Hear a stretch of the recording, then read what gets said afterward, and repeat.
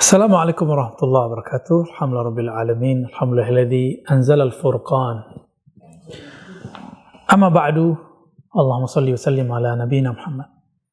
Sahabat-sahabat makan Allah, ada pertanyaan mengenai apa sih yang dimaksud dengan hadis Al-Quran hafal tapi tidak sampai tembus kepada kerongkongan atau tenggorokan. Apa yang dimaksud dengan hadis ini? Sebelum kita memahami hadisnya, kita takhrij dulu hadisnya. Di manakah kita menemukan hadis ini? Ternyata hadis ini dapat kita temukan dalam Sahih Bukhari, Sahih Muslim, dan kitab-kitab hadis yang lain. Cukuplah dengan Bukhari dan Muslim. Dalam Sahih Bukhari diriwayatkan bahwa ketika Sayyidina Ali mengirim Zuhaibah, potongan-potongan emas dari Yaman, beliau bertugas ke Yaman.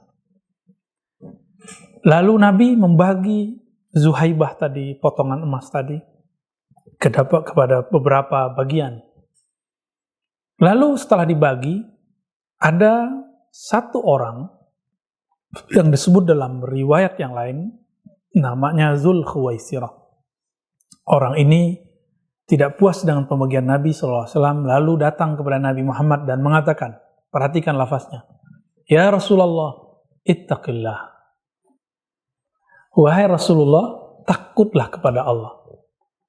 Kira-kira ini kalimat siapa ya? Mungkin teman-teman pernah dikata-katai dengan lafaz ini. Kalau saya hampir tiap hari. Maka ketika mendapatkan lafaz ini, langsung memori kita terbang sampai kepada kisah Dzulkhuwaisirah. Mendengar itu, Sayyidina Khalid bin Al-Walid langsung kemudian mau menghunuskan pedangnya dan mengatakan, "Ya Rasulullah, izinkan aku menyembelih dia, menebas lehernya." Apa kata Nabi? Jangan. Barangkali dia masih sholat. Apa kata Khalid bin Walid? Wahai Rasulullah, hatinya tidak benar, hatinya munafik. Apa kata Nabi?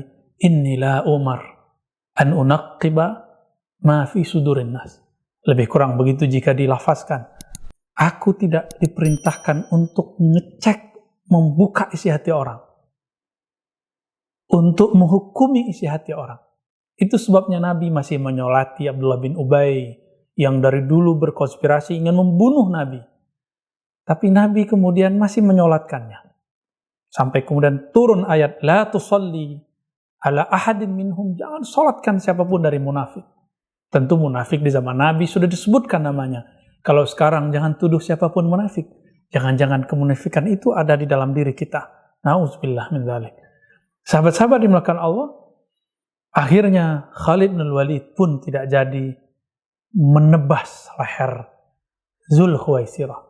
Tapi Nabi mengatakan, sayakhruj min di'di hadza, ya, akan keluar dari kelompok ini, dari orang ini, qaumun yatluna ayatillahi ratbah, sekelompok orang yang sangat fasih membaca ayat Quran, ratbah, bahkan banyak. Tapi tidak tembus kepada kerongkongan tenggorok mereka, enggak tembus sampai ke dalam dada mereka. La yujawis taraqihim. Lalu di ujung hadis inilah yang menyeramkan. Fa idza laqitumuhum faqtuluhum. Kalau nanti, bukan yang sekarang, kalau nanti kalian bertemu mereka, faqtuluhum. Faqtuluhum bisa diartikan bunuh mereka jika itu di zaman fitnah, atau lawanlah mereka, imbangilah mereka jika itu di zaman yang masih beropini.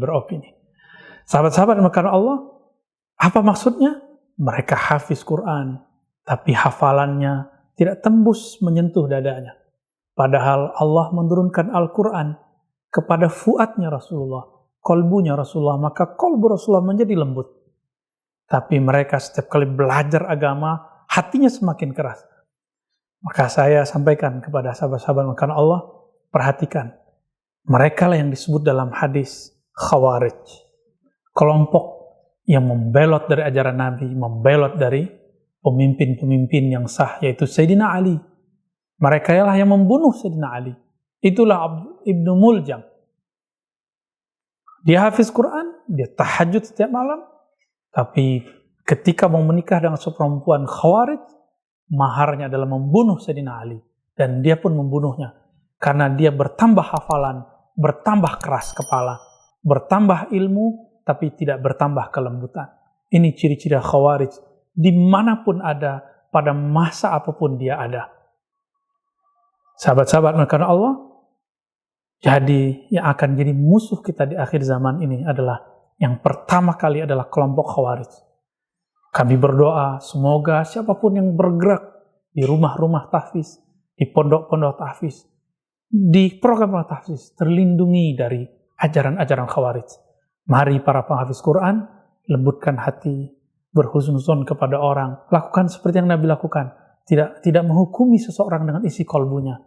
Tambah hafalan, tambah kelembutan, tambah ilmu, bertambah ketawaduan. Sallallahu alaihi Muhammad. Assalamualaikum.